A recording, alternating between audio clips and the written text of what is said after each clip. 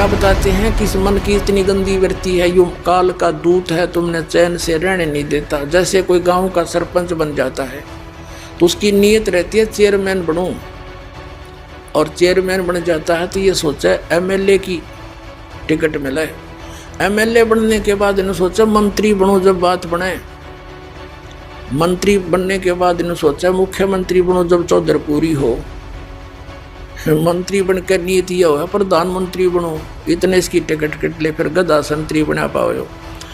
अब परमात्मा कहते हैं 3 लोग से तरपत ना ही यो मन भोगी खसिया। ये मूर्ख बना रहा तुम्हारे को जो काम करना था। कबीर साहब कहते हैं कबीरा सब जग निर्धना धनवंता नहीं कोए, धनवंता सो जानियो जिस पर राम नाम धन हो।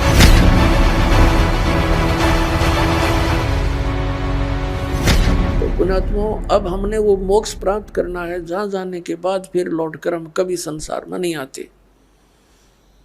तो वो कौन है? वो परम अक्षर ब्रह्म है, वो सतपुरुष अमर पुरुष है।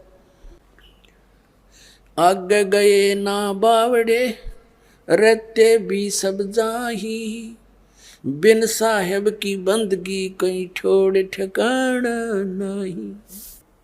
मोक्ष प्राप्ति की विधि बता कहते हैं कि जो सच्ची साधना सतगुरु से प्राप्त हो जाती है,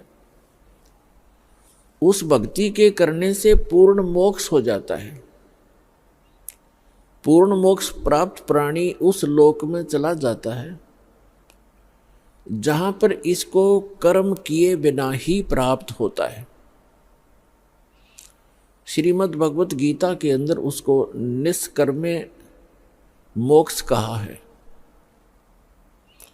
वहां जाने के बाद कोई भी बगैर काम किए ही आपको सब कुछ प्राप्त होगा।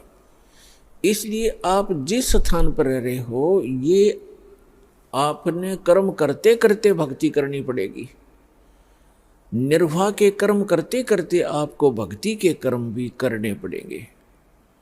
इसलिए प्रत्येक सदग्रंथ के अंदर जो प्रावधान है वो इसी प्रकार का है।